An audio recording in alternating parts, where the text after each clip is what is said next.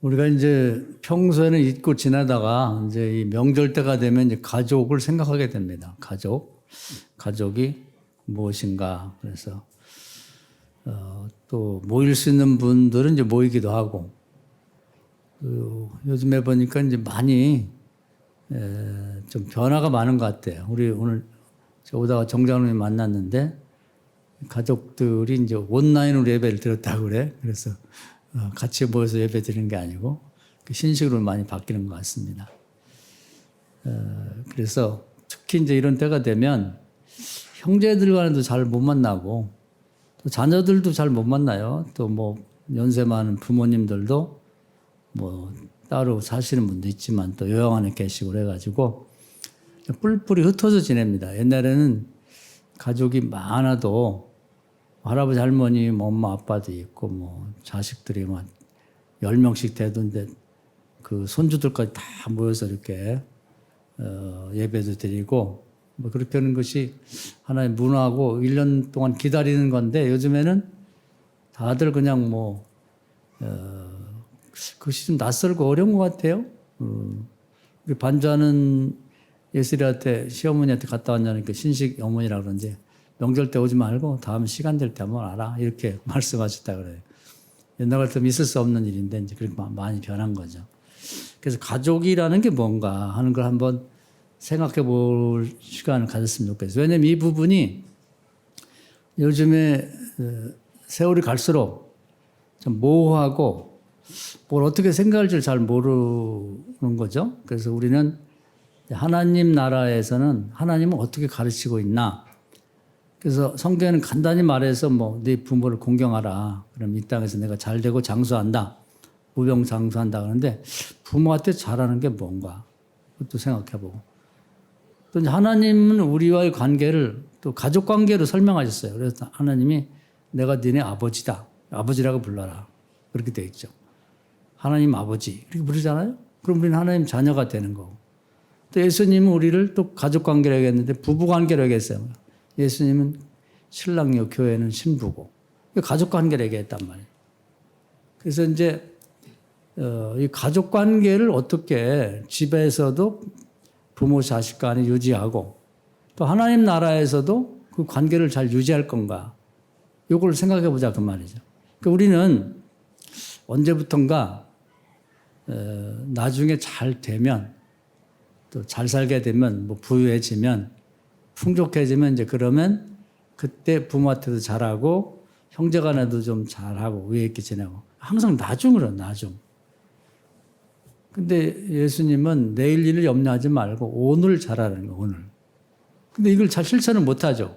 어떻게 하다 보면 추석이고 어떻게 하다 보면 설날이고 그 어떻게 하다 보면 몇 년이 벌써 지났고, 그럼 이제 부모님은 늙고 연세가 많아서 뭐 좋은 옷을 해드리지도 못하지만 해드려도 입을 기운이 없고 맛있는 걸 사드려도 잡술 힘이 없고 소화가 안 되고 뭐 이렇게 돼버리죠.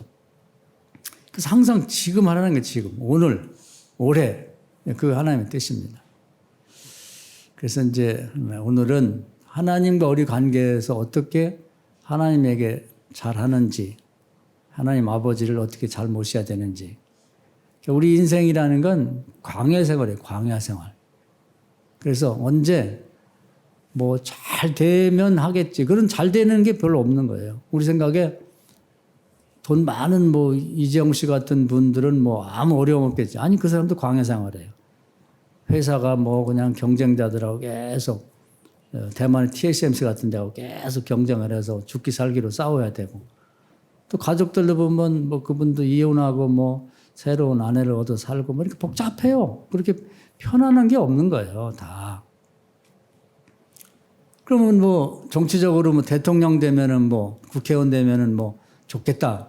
그 사람 잠이 잘 안 오죠. 외교도 잘해야 되고 뭐 또 내정도 잘해야 되고 국회의원들도 마찬가지고.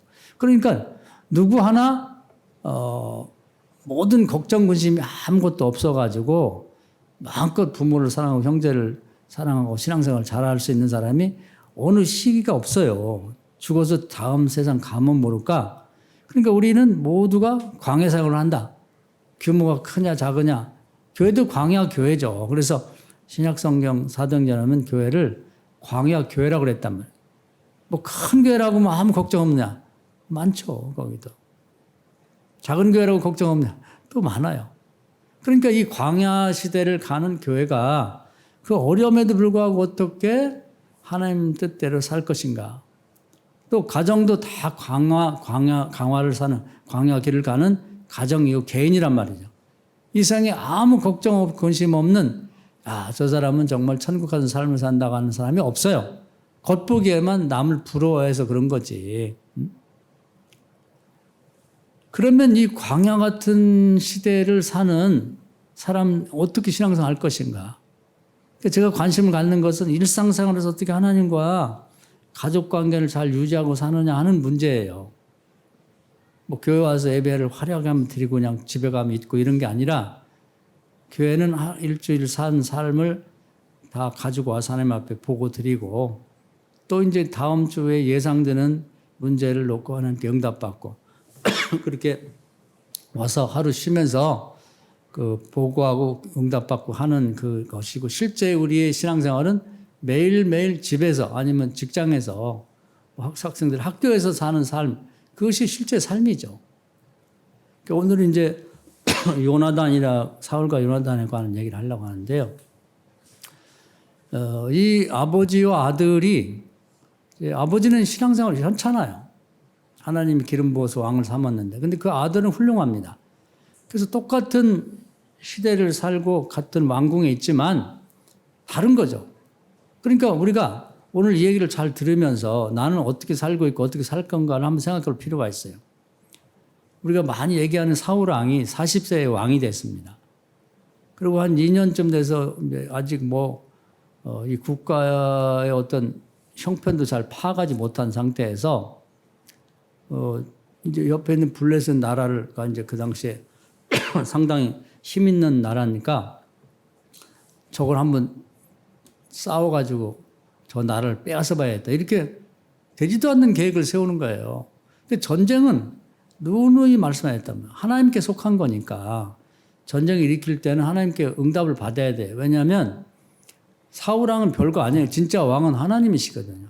또 아버지시니까 아들로서 또는 자기보다 더 위에 계신 대왕이신 하나님 전쟁은 나에게 속한 거니까 나하고 상의해라.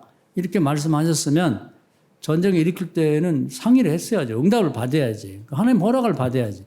또 명분이 있어야 되는 거거든요. 뭐 그냥 이방 나라들처럼 막 무식하게 나라나 빼앗고 그 나라 가진 재산을 탈취할 목적으로 이런 방법으로 하는 전쟁을 하나님 원치를 않으세요.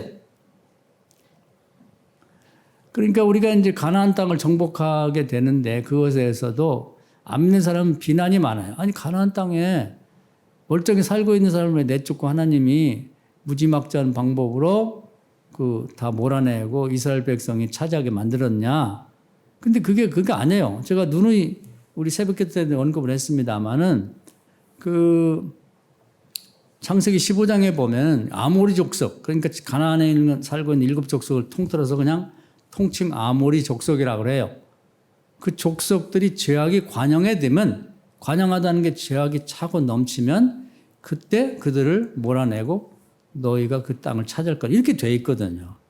그러니까 하나님이 죄악이 관영한 곳은 홍수로 멸하든지 아니면 소돔과 고모라처럼 하늘에서 유황불이 내리든지 아니면 그런 걸 대신해서 사람을 보내서 그들을 진멸하든지 그건 하나님이 선택할 문제예요.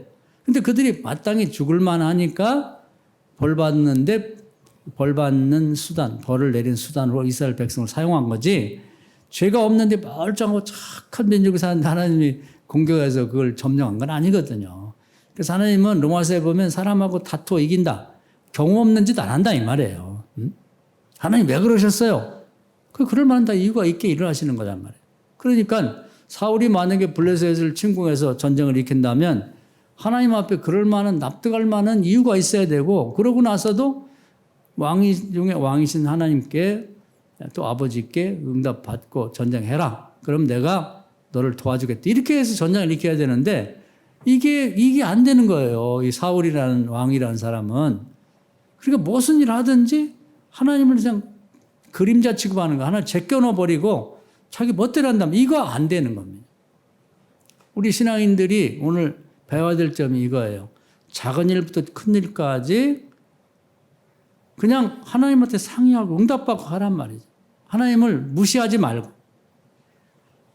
이게 연세가 많아지면 이제 부모들이 좀 섭섭하게 생각하는 게 무슨 집안의 일을 결정할 때 엄마 아빠는 아유 그냥 저쪽으로 빠졌겠어요. 이게 굉장히 기분 나쁜 거거든.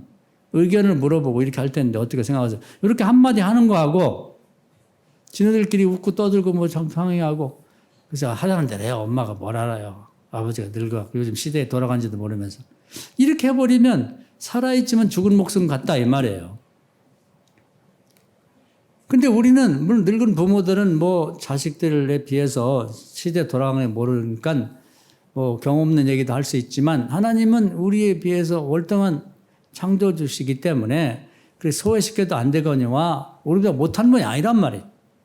여러 가지 면에서 하나님 앞에 이렇게 물어보고 기도하는 거 하나님 좋아하세요. 우리가 말로는 하나님은 친밀해진다 그러는데 하나님은 어떻게 친밀해집니까? 대화를 해야 친밀해지는 거예요. 대화를. 부부간에도 대화를 안 하면 친밀해지지가 않고 남 같고요. 또 부모 자식 사이에도 이제 점점 대화가 없어지면은 남 같은 거지. 같이 자식이 같이서 불편해. 그렇게 되는 거거든. 하나님하고도 마찬가지예요. 하나님하고 기도하고 자꾸 친해지지 않으면 하나님 불편한 존재로 여겨지는 거예요. 그래서 이걸 우리가 바꿔야 된단 말이에요. 광야 같은 생활을 하면서 매일매일. 누가복음 18장에 보면은 밭에 일할 때도 주님을 기억하고 또 밥 먹는 식탁에서도 기억하고 식사 자리 끝난 다음에 휴식 시간에도 하나님을 섬기라 이렇게 되어 있거든. 그러니까 우리가 이렇게 따지고 보면 이 얘기 굉장히 간단하지만 우리 생활 전체를 얘기하고 있는 거예요. 우리가 이제 하루의 삶을 보면은 직장 다니면 일터에서 있잖아요. 그 다음에 밥 먹잖아요. 밥 먹고 쉬잖아요. 이게 우리 일상생활입니다. 그리고 모든 삶의 영역에서 하나님을 인정하고 하나님하고 대화를 하라 이 말이에요. 쉴 때도 하나님하고 대화하고 일할 때도 대화하고 밥 먹을 때도 대화하고 이게 우리 삶이라는 거예요. 그렇게 하기를 원하시는 거예요. 하나님을 소외시키지 말고 그림자 취급하지 말고 항상 이렇게 하나님을 우리 식탁의 주인으로 그래서 기도하는 거예요. 일터에서도 주님의 은혜를 힘입고 그래 다치지 않고 운동할 때도 주님과 동성하고 다닌다고 생각하고 기도하고 가는 거죠. 이걸 귀찮게 생각할 것만 그렇게 해야 된다는 거죠. 불효라는 것은 부모님을 귀찮게 생각할 때 그 불효가 시작되는 거예요. 불신은 뭐냐면 하나님을 귀찮게 생각할 때 불신이 시작되는 거죠. 그래서 어떻게 우리가 하나님과의 관계를 잘 모색해야 할 건지 오늘 여기 등장하는 사울 왕과 그 아들 요나단을 잘 말씀드릴 텐데 비교해서 한번 생각해 보세요.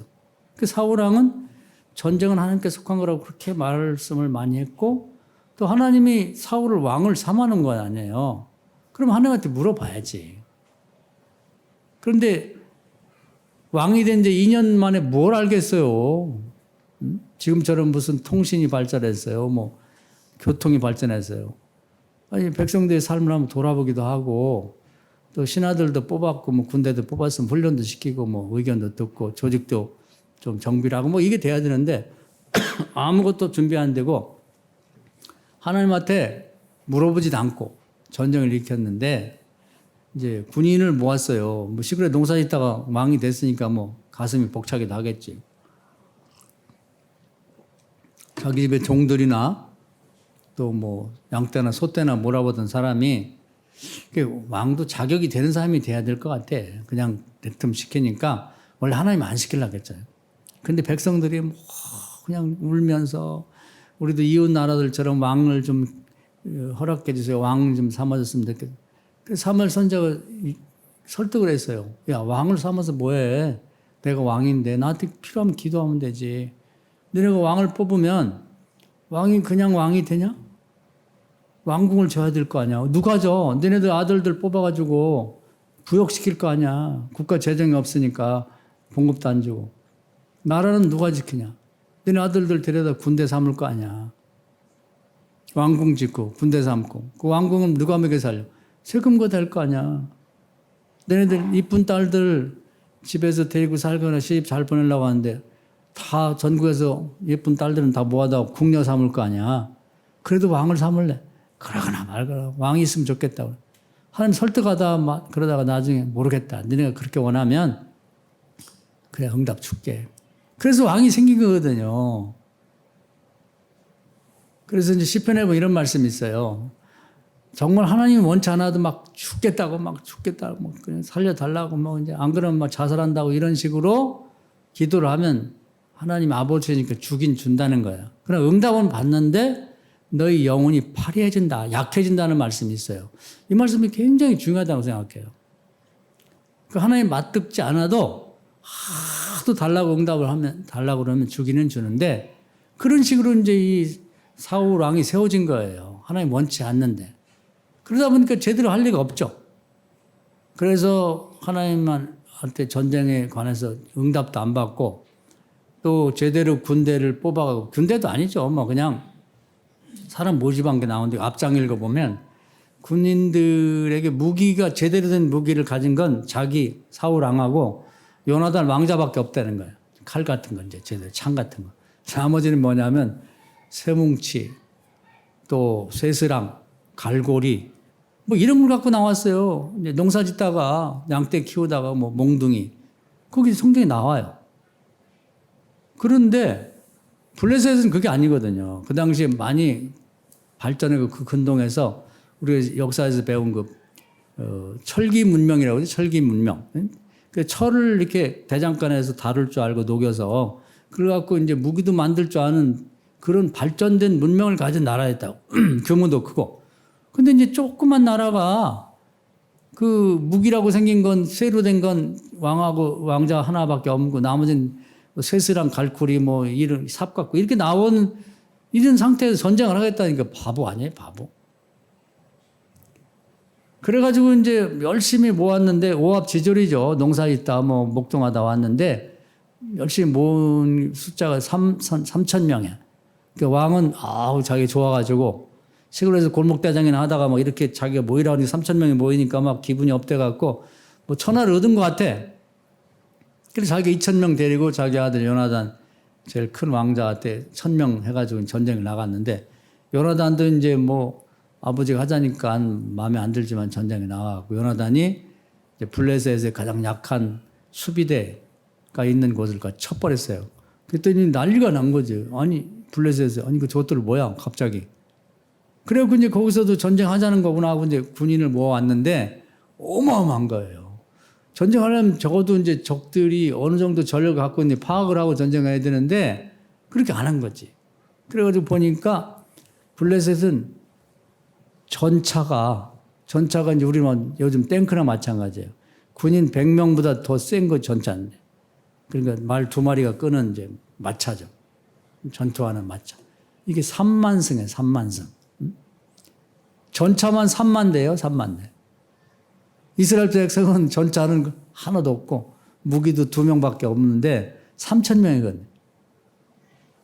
그러니까 잘못 거둔 거죠. 잘못 거둔. 아니 그걸 한번 정탐꾼을 보내서 파악이라도 하였어야지. 말탄 병사가 기병이다. 6,000명. 말탄 병사 하나가 보통 걸어다니는 보병 수십 명을 다 해낼 수 있거든요. 그리고 보병은 이스라엘 군대 같은 보병은 하도 개미떼같이 많아가지고 숫자를 파악할 수 없어요. 그 사람들이 벌떡같이 일어나서 오는 거예요. 큰일 났잖아요. 그러니까 하나님한테 물어보지도 않고 현실을 제대로 파악도 않고 그냥 덜렁 그냥 왕 됐다는 기분에 전쟁이 났다가 나라가 다 망하게 생긴 거예요. 나라 뺏기고 백성들 나갔다 다 죽게 생긴 거예요. 이스라엘 백성들 막 으쌰으쌰 하고 막 이제 나가 보니까 세상에 언덕에 올라가서 산에서 이렇게 보니까 개미떼같이 벌떼같이 막 그렇게 많은 군인들이 막 말 타고 마차 타고 하니까 겁먹어가지고 3,000명들이 다 도망갔어요. 그냥 어디 굴로 가고 집으로 가고 어디로 다 도망가고 남은 게 500명 남았어. 500명. 야, 이제 꼴이 많이 아니죠. 큰일 난 거지. 그래서 우리가 이제 이걸 잘 배워야 돼요. 우리가 무슨 일을 할 때 꼭 전쟁은 아니더라도 국가 같으면 전쟁 문제도 되겠지만 우리 개인은 무슨 사업을 다시 시작한다든지, 뭐 학교를 간다든지, 뭐 진학을 한다든지, 아니면 뭐 취직을 한다든지, 뭘 한다든지 할 때 꼭 우리는 하나님한테 물어보고 응답받거라. 그렇게 급할 게 없어요.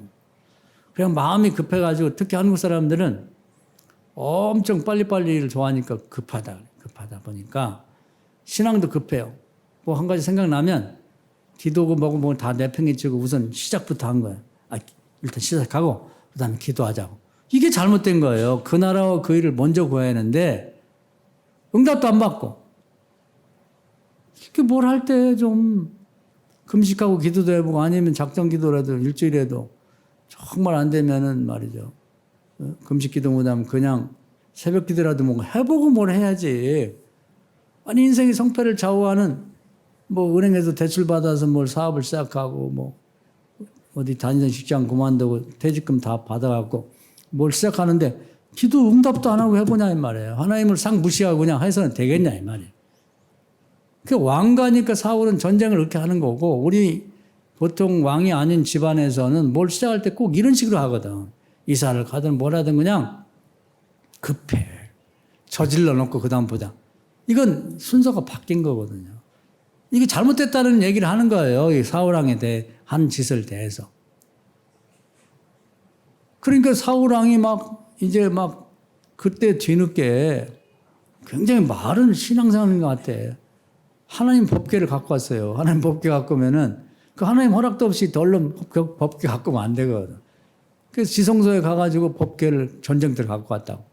나중에 이 짓 하다가 이제 엘리사 왕 때는 법궤도 뺏기고, 그 누구한테 뺏겼냐면 블레셋한테 뺏겼거든요. 그 처음 법궤를 하나님 허락도 없이 갖고 온 게 사울 왕이에요. 그럼 이길 것 같죠? 무슨 하는 짓이 겉보기에는 굉장히 신앙적인데 하나님하고 한 번도 상의라고 허락받은 일이 없어.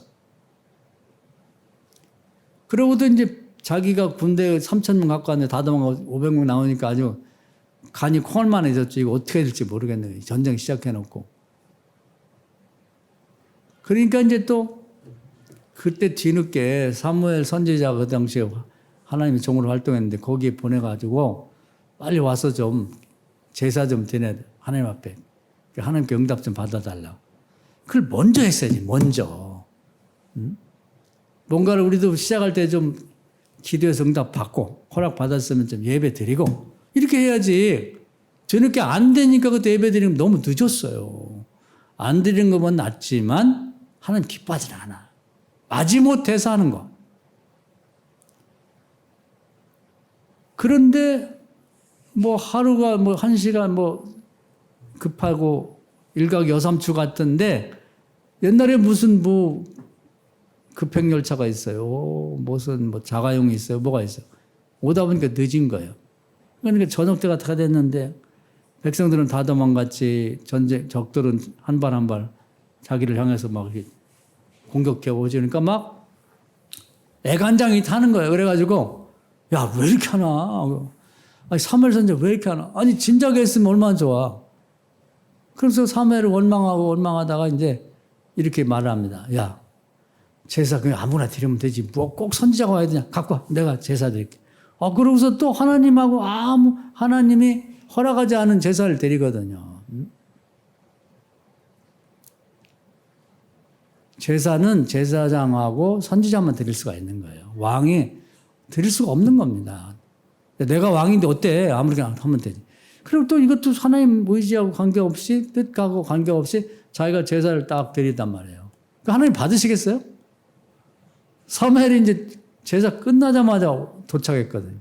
와서 하는 말이 지금 왕께서 무슨 짓을 하고 있습니다.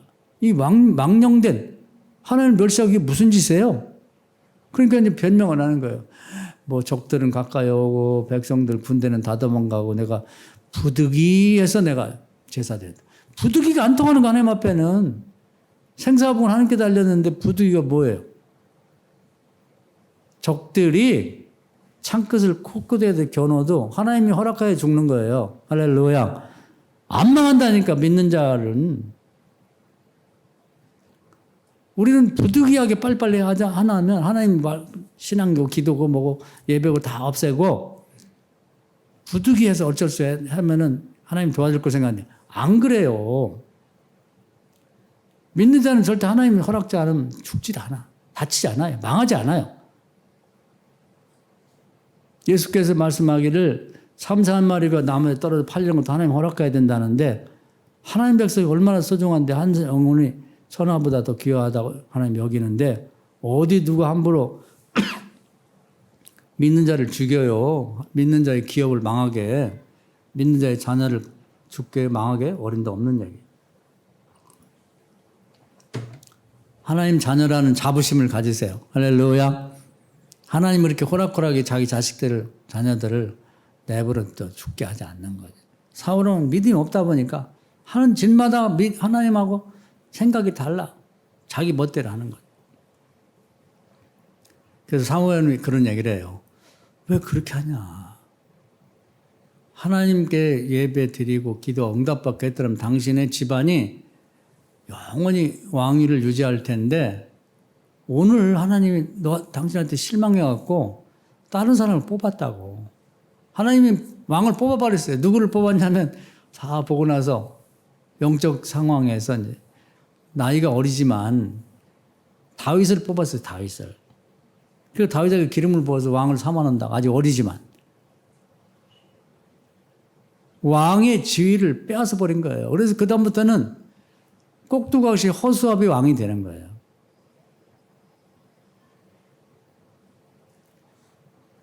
하나님을 무시하면 안 돼요. 하나님 아버지니까 작은 일도 큰 일까지 일할 때든지 식사할 때든지 쉴 때든지 하나님을 기억하고 하나님을 의식하고 사세요. 할렐루야. 하나님 뜻을 항상 찾는 게 중요한 거예요.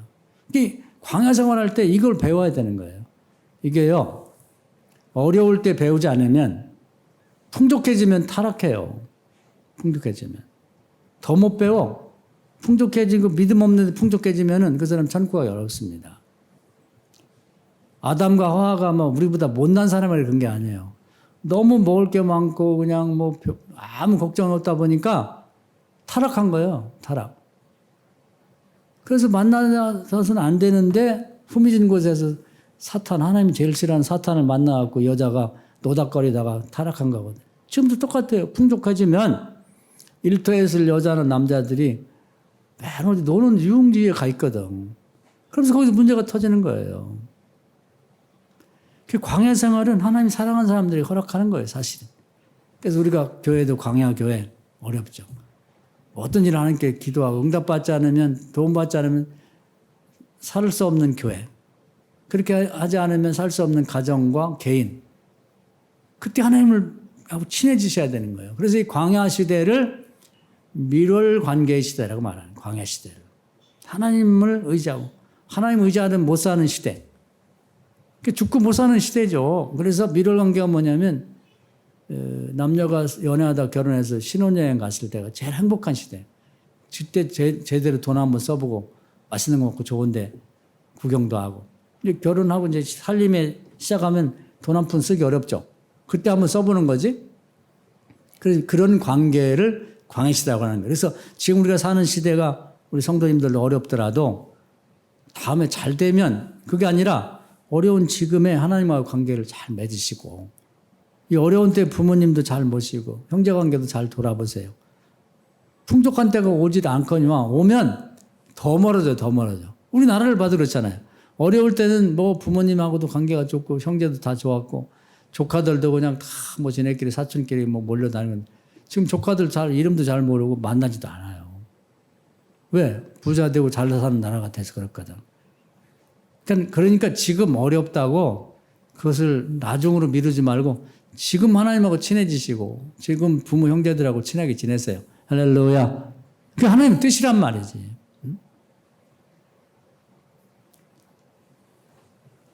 그래서 이제 사무엘한테 하나님 잘못해서 혼나고 나서 이제 하는 짓마다 이제 바보 같은 짓을 하는 거예요. 이제 요나단 왕자는 몇 명 안 남은 군대를 데리고 따로 가고 아버지 사울 왕도 따로 갔단 말이에요. 근데 요나단 왕자는 이게 정말 하나님 원하는 전쟁인지 뭔지 잘 모르겠어요. 자기 아버지가 뭐 응답 받았겠지 생각 안 했는데. 그래서 이게 하나님 원치 않는 전쟁이면 후퇴해야 되지 않냐. 몇 명이 살았을 때 빨리 항복하고 잘못했다고 싹싹 빌고 전쟁에 대한 배상금도 물고 그런 다음에 후퇴하는 게 맞지 않나. 이런 생각을 갖고 이제 하나님 뜻을 알기 위해서 한번 제가 한두 차례 언급한 일이 있어요. 적들이 있는 곳에 자기 부관하고 둘이 데려가서 이제 요즘 말하면 포복에서 이렇게 안 보이게 격아가지고 조건을 걸었어요. 우리 둘이 가서 적들이 본 앞에서 얼굴을 딱 내밀었을 때 적들이 이리 올라와. 그렇게 할 수 있거든요. 손 들고 올라와. 그렇게 할 수도 있고. 또 손 들어. 너 가만히 있어. 우리가 내려갈 거야. 이렇게 할 수도 있단 말이에요. 그러니까 둘 중에 하나예요. 올라오라 하든지 거기 머물러 있더라든지. 그래서 요나단이 하나님 뜻을 알고 싶습니다. 정말 하나님 뜻이 이게 전쟁 하나님 뜻이 아니면 후퇴하고 싶고 또 하나님 도와주신다 그러면 전쟁을 계속 하고 싶습니다. 가르쳐 주세요. 그러고서 이제 둘이 몰래 가서 딱 하고 이제 보였단 말이에요. 얼굴을. 그랬더니 적들이 하는 말이 손 들고 앞으로 올라와 이렇게 됐단 말이에요. 아, 이게 하나님 뜻이구나. 적들은 뭐 엄청나게 많아요. 자기들은 둘밖에 없는데도 과거의 선장을 보면 하나님의 뜻이면 하나님 군대가 도와준다. 눈에 보이지 않지만 마나임. 우리 교회는 이제 선교할 때 마나임이라는 말을 많이 써서 익숙하죠. 하나님 군대. 눈에 보이는 하나님의 군대가 도와준다는 뜻이나 그러고 용감하게 용기 100배에서 두 명이 막 올라가서 싸우는데 가서 막 그냥 그 무기 자기 왕자 무기 하나 또 부과하는 무기도 없어. 아마 낫이나 무슨 뭐 쇠뭉치나 갖고 왔겠지. 막 휘둘르는데 순식간에 20명이 쓰러졌어요. 근데 놀라운 건 뭐냐면 하나님 도와주면요. 이 요나단이나 그 부관이 망치나 뭐 칼이나 낫이나 막 흔들릴만 해도 놀라운 건 뭐냐면 이 칼이 닿기 전에 적들이 쓰러지는 거예요. 그들이 무기가 더 좋은데 훨씬 더 많은데 순식간에 20명이 죽을 수가 있어요. 그런 하나님이 허락한 전쟁이기 때문에 보이지 않는 하나님 군대가 도와주신 거예요. 할렐루야. 이걸 믿는 겁니다. 이게 있어야 성공하는 거예요, 우리가. 내가 가진 재주와 뭐 내가 가진 능력과 내가 가진 학력이나 이런 것만 가지고 내가 알고 있는 뭐 지인들 이것만 가지고는 우리 인생에서 경쟁이 안 돼요. 너무 센 사람이 많아. 그리고 믿는 사람이 자기 혼자 힘만 갖고 뭘 해보겠다고 길을 쓰고 발버둥 쳐봤자 안 됩니다. 그럼 우리가 잘 되고 우리 아이들이 잘 되려면 어떡하냐?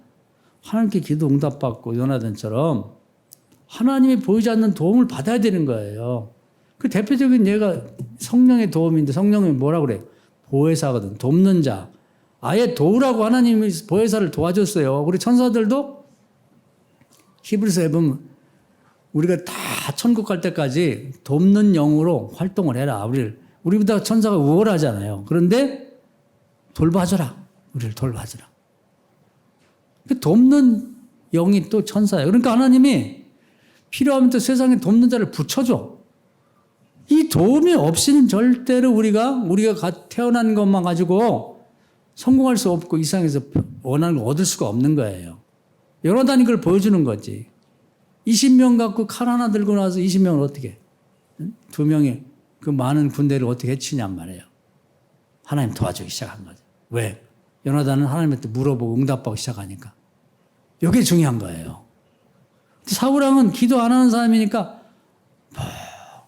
사무엘 선지한테 혼나든 말건 그건 또 뒷전이고 회개를 안 하고 또 일을 또 저질러요. 기도해보지 않고 뭐냐면 전쟁에 이제 지금 다 죽게 생겼잖아요. 그러니까 굉장히 믿음이 좋은 것 같대. 자기가 데리고 있는 뭐 몇 명 남지 않은 군대들한테 이렇게 말했어요. 지금부터 해넘을 때까지 다 금식이야.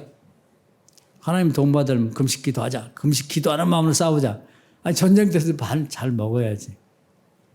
우리 운동회 때가 달리기 한 판만 해도 얼마나 목마르고 배가 고파요. 그냥 또 젊은 청년들이 나왔는데 잘 먹이면 전쟁도 시켜야지. 그냥 생각나면 벌써 또 그 얘기를 한 거예요. 그래가지고 해넘어갈 때까지 먹는 녀석 있으면 저주받을 거다. 누가 됐든 내 아들 요나단이라도 저주받을 거야. 말을 꼭 이렇게 말이 씨가 되거든. 그 요나단은 딴 곳에 있잖아요. 지 아버지가 그런 얘기 하는지 몰랐어. 그래갖고 이제 전쟁에 그 막 가서 20명이 막 한 번에 20명을 다 해치우고 또 숨어있던 사람들 나와가지고 막 적들을 많이 해서 일단 저 막 후퇴를 시켜놨단 말이야. 그러니까 목숨 걸고 싸우니까 얼마나 피곤해요. 그래가지고 마치 이렇게 자기네가 있던 주둔지를 돌아오는데 보니까 글쎄요, 땅에 그 땅벌이라고 이제 벌이 그냥 이렇게 노출이 될 만큼 막 꿀을 잔뜩 거기다 갖다 실어 놓은 거예요. 배가 고픈데 얼마나 그게 먹고 싶어요. 막. 그러니까 이제 막 허겁지겁 그냥 지팡이로 막 이렇게 손으로 막 떠서 배고픔을 면하려고 먹었단 말이에요. 그러면 힘이 좋고 눈이 밝아졌다 그래요. 기분이 너무 좋은 거예요. 힘이 나. 우리가 등산 같은 걸 해보면은 정말 피곤하고 힘들 때는 초콜릿 하나만 먹어도 사탕 하나만 먹어도 힘이 나거든요. 그게 이제 에너지로 힘으로 바뀌면서 꿀을 막 꿀은 보통 설탕보다도 더 힘을 나게 하거든. 그걸 실컷 먹고 막 기분이 좋아갖고 이제 딱 왔는데 수근수근 하는 거예요. 왜냐하면 같이 가던 병사들도 이제 먹고 근데 이제 사우랑이 있는 곳에 같이 왔더니 말하자면 이제 꿀도 묻어있고 막 이런 식이 되니까 큰일 났구나 이거. 그래서 이제 소문이 퍼졌어요. 누가 사울 왕께서 해나 먹을 때 적들을 물릴 때까지 뭐 하나 우리 말하면 사탕 하나라도 먹은 자가 있으면 저주받고 저주받을 거다. 그게 내 아들이라도 저주받을 것이다. 근데 누가 여기 소문에 의하니까 사울 왕이 누군가가 뭔가를 먹었다고 하는데 내가 저주를 달아가지고 먹으면 안 된다고 했는데 도대체 누가 먹었냐? 그러니까 꿀 먹은 벙어리처럼 진짜 꿀 먹은 벙어리죠. 가만히 있는 거예요. 그렇다고 해서 뭐 병사들이 저 왕자님이 먹었어 이렇게 할 수도 없잖아요. 왜냐하면 이번 전쟁이 왕자 덕에 이긴 거니까. 그래가지고 이제 사울왕이 아무 얘기도 안 하니까 이 소문이 진실이라면 누구니 잡아내자 그러고 이제 다 제비를 뽑았어요. 근데 맨 마지막에 남은 게 딱 사울왕하고 이제 자기 아들 요나단만 남은 거야. 그래서 나는 안 먹었으니까 한번 뽑아보니까 요나단이 딱 너 먹었냐 그러니까 먹었습니다. 그럼 네가 내 아들이라도 너 죽여야 된다. 말을 잘해야 돼요. 말이 씨가 되는 거야. 내 아들이라도 저녁 때까지 만약에 내 아들 요나단이라고 해서 내 아들 요나단 이게 성경에 나온 얘기를 하는 거예요. 음식을 먹은 자가 있으면 반드시 저주받고 죽일 거다. 그 말을 그렇게 하지? 그 우리 오늘부터 말을 좀 가려서 하셔야 돼. 말이 반드시 씨가 됩니다. 그 자녀의 결혼 문제도 그렇고 손주들의 문제도 그렇고 내여간의 문제도 그렇고 우리 미래에 대해서도 정말 그렇게 되기를 바라는 말을 하셔야 돼요. 그렇지 않은 마음에도 없는 얘기는 꿀떡 삼키시라고. 뭐 자녀들에 대해서도 이번에 얘기들 많이 하셨을 거예요. 아유, 걔 혼자 산다니까 나는 혼자 살아도 괜찮아. 이렇게 말하지 마세요. 그 진심이 아니잖아. 아, 무슨 얘기야. 기도 응답받고 하나님이 쫙 져준다고 했으니까 정말 우리보다 훨씬 훌륭한 애들 잘 가르쳐놨으니까 그런 애들 만나서 우리 집안이 대대손손이 하나님께 영광을 드려. 이렇게 말을 하면 안 돼요? 그게 씨가 되는데. 사울왕이 왜 그렇게 말을 하지? 내 아들 요나단이라도 먹었으면 죽일 거다. 딱 걸렸어요. 오늘 그 얘기 하려고 하는 거야. 그 죽여야죠. 자기가 또 체면이 있으니까. 또 사울왕이 체면을 엄청 중요하게 생각해요.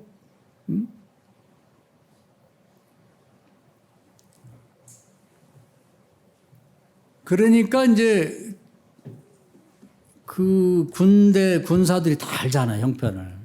사울왕은 한 짓마다 미련한지 바보 같은 하나님께 기도 한 번 안 하고 일만 저지르는 거예요. 전쟁을 일으켜가지고 나라가 망하게 될 뻔했죠. 법궤를 가져와서는 안 되는데 기도 한 번 안 해보고 하나님 법궤 자기 거야? 하나님 법궤인데?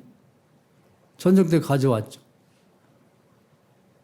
제사는 선지자는 제사장만 드렸는데 자기가 왕이 됐다고 아무나 드리면 되지 뭐 그 제사 꼭 제사장 선지자 드렸죠. 아니 그리고 또 대단한 무슨 믿음이 있다고 전쟁 때 잘 먹여가면서 전쟁을 시켜야지. 요즘 항저우에서 뭐 아시안 게임 하는데 운동 나갈 아이들을 굶겨가지고 내보내면 뭐 실력이 나오겠어요? 그런 식으로 해서 먹는 자가 있으면 저주할 거는데 반드시 내 아들 요나단이 죽일 거다. 아니 근데 요나단이 다 있는 자리에서 얘기를 했어야지. 듣지도 않는데 그렇게 저주를 해놓으면 되냐고. 딱 걸렸잖아요. 아들. 한번 44절 한번 볼까요? 자기도 궁지에 물린 거지. 44절 사울이 시작.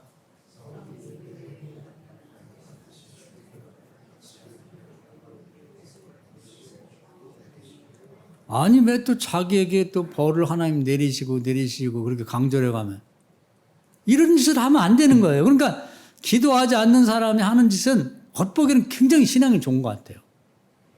말만 떨어지면 하나님 어떤 사람은 하품하면서도 주여 그렇게 하는데 실제가 중요하지. 실제가 전쟁의 상황에서든지 왕궁에서든지 아니면 농사를 짓든지 하나님을 의식하고 하나님께 기도하고 같이 문제를 해결해 가기를 원하는데 그걸 안 하는데 이 와중에서도 이 전쟁이라고 하는 광야 같은 정말 죽고 사는 문제가 있는데도 요나단은 믿음대로 행하잖아요. 하나님 뜻을 물어보잖아. 이게 다른 건데 얼만큼 다르냐면 하늘만큼 땅만큼 다른 거예요. 이겼잖아요. 하나님 도움 받아서. 사울왕 뭐 한 게 있어요? 남들이 보면 신앙이 굉장히 좋은 것 같아요. 제사들이 뭐 무슨 법궤도 갖고 나와 선지자도 오라고 그래 저녁 때 금식하고 그게 이런 형식적인 신앙을 가진 사람이 너무 많은 거예요. 지금도 보면. 그리고 남을 비난하고 이렇게 무슨 평가하고 심판하고 자기는 뭐 하는 게 있는데 사울왕이 그런 짓을 하는 거고. 일만 그르쳐. 말만 번지르하지. 이렇게 해서 어떻게 돼? 이거 큰일 났지. 자기 큰아들이 죽이고 싶어서 그런데 또 왕이니까 어떻게 해? 말은 뱉어놨지. 그랬더니 이때 이제 하나님이 역사를 합니다. 백성들이 벌떼같이 일어나서 말하자면 겉으로 말하겠지. 임금이 뭐 한 게 있어요. 이 전쟁에서. 이 전쟁을 이기게 한 것은 요나단이에요. 그리고 요나단 왕자는 그 얘기를 듣지도 못했는데 왜 죽입니까? 그래서 굉장히 중요한 얘기를 해요. 45절 읽어볼까요? 백성이 시작.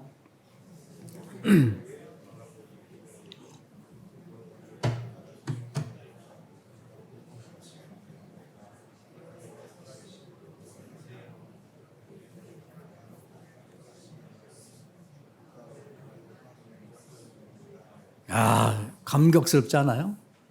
백성들이 벌떼같이 나와서 왕께서 뭘 한 게 있냐. 우리가 이 전쟁에 이기게 된 건 요나단 왕자 덕이다. 이 승패를 결정한 게 뭐예요? 요나단은 그 바쁜 와중에 중내에 사는 그 찰나적 순간에 하나님의 뜻을 물어봤잖아요. 요걸 해야 되는 거예요. 믿음 없는 사람은 전쟁 중에 지금 무슨 기도를 하고 무슨 하나님 뜻을 물어보냐. 일단 전쟁하고 나서가 아니에요. 지는 걸 죽는데? 이 바쁜 와중에 무슨 기도를 하고 무슨 금식을 하고 어디 기도원 갔다고 어디 예배를 드리고 쓸데없는 소리 하지 말고 빨리. 그게 패망으로 가는 선봉입니다. 첩경의 길이에요. 집경. 요게 사울왕하고 다른 거예요. 아들하고. 그래서 하는 말이 그거예요. 백성이 사울에게 말하되 이스라엘의 이 큰 구원을 이룬 요나단이 누가 죽입니까? 왜 죽습니까? 결단코 그렇게 아니할 것입니다. 여호와 살아계심을 두고 맹세하는데 그의 머리털 하나도 땅에 떨어지지 않게 하십니다. 절대로 머리털 하나도 건들지 마라. 민심이 천심이라고 하는 말이 있죠. 하나님의 백성들의 입술을 통해서 하나님이 하시는 말씀이에요. 그러면서 그 이유를 뭐라고 하냐면 오늘 하나님과 동역하였습니다. 하나님과 동역자가 됐는데 동역자가 되면 하나님과 동급으로 하나님 쳐주는 거거든요. 이걸 누가 건들 거예요? 누가 손을 대요? 하나님 같이 구원을 이뤘는데 이걸 이루어 나가셔야 돼. 우리가 급하다 하는데 지금 전쟁터에서 한번 생각해 보세요. 적들은 막 마차만 전차만 3만 성을 데리고 기병만 6천 명을 데리고 오고 있고 이스라엘 백성들 군대는 다 도망가고 500명 남았는 이 상황이 지금 한 발 한 발 적들이 지금 발자국 소리가 들려요. 창끝이 코를 향해서 심장을 향해 오고는 이 상황보다 더 급한 때가 있냔 말이에요. 우리 성도님도 올해 1년 한번 회개 되돌아보면서 그렇게 급한 때가 있었어요? 목숨이 경각에 달린 그렇게 급해가지고 기도도 못하고 예배도 못하고 하나님한테 물어보지 못할 만큼 그렇게 급한 때가 있냐? 이때보다 더 급한 때가 있냐고. 엉뚱덩둥 말로만 기도는 진짜 하는 응답은 한 번도 받아보지 못하고 뭐 이리 저걸 하고 뭐 이렇게 하고 저렇게 하고 하는 짓마다 다 하나님 뜻하고 달라. 요나단 딱 한 번이지만 훌륭해요. 이런 거 배워둬야 돼. 하나님한테 그 짧은 순간에도 죽고 사는 걸 하나님께 맡기고 기도응답 받잖아요. 기도응답 받으니까 하나님의 기도에 기도응답을 통해서 도움을 받잖아요. 이겼잖아요. 큰 구원을 이뤘잖아요. 이걸 배우자는 거예요. 이 광야 생활에서. 교회도 이 광야 같은 시절을 지내면서 앞으로도 교회가 뭐 큰 부흥도 되고 교인도 많고 재정도 넉넉한 풍족한 때가 오겠죠. 그때는 그때대로 하고 근데 그때가 더 위험할 수 있어요. 사실은. 초대교회를 보면 그렇단 말이에요. 돈 쓰는 재미, 사람 관리하는 재미 그대로 성령이 떠나고 내분이 일어나고 핍박이 들어오고 그런 때가 오거든요. 우리 한국교회 전체가 지금 그런 때예요. 광야 때 우리 교인이 한 사람 한 사람이 광야 시절에 가정이 광야 시절에 이렇게 급박하고 이렇게 위기 상황이 있었냐고요. 소나단은 이 상황에서도 기도했잖아요. 이 상황에서 응답받았잖아요. 이거 하자는 거예요. 그리고 하나님과 동역했잖아. 이렇게 살면요. 자기 아버지가 왕이고 뭐 천하 없는 별아볼 사람도 머리털 하나 손 못 대요. 아니 뭐 요즘 전쟁 얘기 많이 나와요. 북한이 뭐 어떻게 한다 뭐 중국이 쳐들어. 아유 원자폭탄이 떨어져도 이렇게 사는 사람은 머리털 하나 상하지 않습니다. 할렐루야. 하나님 보호해 준다니까요. 돕는 자를 백성들을 다 마음을 움직여 갖고 그냥 압력을 넣는 거 완전히 사울왕 혼자 돼서 혼자 왕이지만 지가 개밥의 도토리처럼 돼버리고 나머지들이 다 왕을 그 왕자를 외워서하면서 아니 임금께서 하신 일이 뭐가 있는데요. 이 전쟁의 승리는 누구 덕에 된 거예요. 요나단이 기도응답 받은 거고 하나님의 도움도 동역자가 돼서 이게 전쟁이 이런 건데 당신 무슨 권리로 우리 왕자님을 죽여? 말도 안 되는 데서 하지 말라고. 이렇게 돕는 자가 벌떼같이 나서서 오하고 하늘에서 하나님이 도와주니까 요나단은 이 모든 일을 통해서 하나님이 살아계신 것을 경험하고 거기 있는 모든 사람들에도 말이 필요 없는 거예요. 야, 이렇게 신앙생활이 바로 이런 거구나. 일상생활에서 정말 급하고 숨 쉴 틈이 없을 만큼 그렇게 위기 상황에도 그 짬을 내서 딱 하나님의 기도와 응답을 딱 받아. 그런 때는 하나님도 응답을 빨리 주세요. 이렇게 하니까 응답 주신 하나님이 딱 몇 명 안 되는 이 도망갔던 군사들도 막 요나단이 앞에서 전쟁을 이기는 거 보니 다 숨어있다가 막 굴에서 나오고 막 웅덩이에서 나오고 다 나와. 개미떼처럼. 하늘에서 하나님이 많은 군대가 도와주고 신이 났죠. 하늘과 땅에서 도우니까 뭐 이기는 거지. 이런 맛에 신앙생활 하는 겁니다. 할렐루야. 사랑하는 여러분, 오늘 여기까지 말씀드릴 텐데요. 오늘 똑같은 상황, 전쟁이라는 상황에서 그 요나단 왕자와 사울 왕이 무엇이 다른가? 뭐 상황이 다르다면 뭐 요나단은 어디 뭐 행복하고 뭐 아주 평화로운 데 있고 사울 왕은 전쟁터에 있다면 비교가 안 되죠. 똑같은 전쟁 상황인데 어쩌면 이렇게 다른가? 겉보기에는 좀 착각하면 사울 왕이 굉장히 믿음이 좋은 것 같은데 형식이거든요. 우리도 형식적인 신앙생활 그만하자고요. 말만 떨어지면 주여 하고 말만 떨어지면 뭐 신앙이 어쩌고 그런 얘기 하지 말고 실제 생활에서 보여주란 말이에요. 보여줘. 하나님의 도움을 실제로 받고 이게 신앙생활이다. 저는 아까 읽은 45장의 말씀이 정말 가슴이 뭉클해요. 우리 교인들이 이런 대상이 되면 좋겠어. 누가 건드려. 백성들 주변에 먼 사람들이 이게 교인 이 사람 요즘 날라리 교인, 형식적인 교인이 많지만 나는 내 친구지만 이 친구를 정말 존경한다. 진짜 예수 믿는 사람이야. 내가 단언하는데 우리 친구들이 당하는데 너 우리 친구 이 예수 믿는 이 아무개 권사 집사 너 함부로 하지 마. 말 한마디라도 기분 나빠하면 내가 가만 안 둘 거야. 이렇게 주변 사람들이 다 인정하고 도와주는 교인. 비록 교인은 안 다니더라도 교인들도 그렇게 에워싸주는 하나님 하늘에서 내 동역자야. 나하고 함께 멍에를 같이 메고 싸운 내 동역자인데 어딜 네가 건드려 머리털 하나 손대면 요절을 낼 거다. 이렇게 사는 사람, 이렇게 대우받고 사는 사람이 진정 귀한 신앙이네요. 어느 때? 광야 시절에. 지금 우리 교회도 그런 교회, 우리 교인들도 그런 교회 교인들 되시고 또 자녀들에도 이걸 가르치세요. 요나단 같은 자녀를 두시고 엄마 아빠가 여기 사울은 실패했지만 제대로 신앙을 좀 몸으로 보여주고 생활 속에서 이 광야 같은 생활 속에서 보여준다면 우리 교회도 그렇고 우리 자녀들, 교인들의 미래도 복된 미래가 될 겁니다. 이 말씀 은혜가 되길 주의 이름으로 축원합니다. 아멘.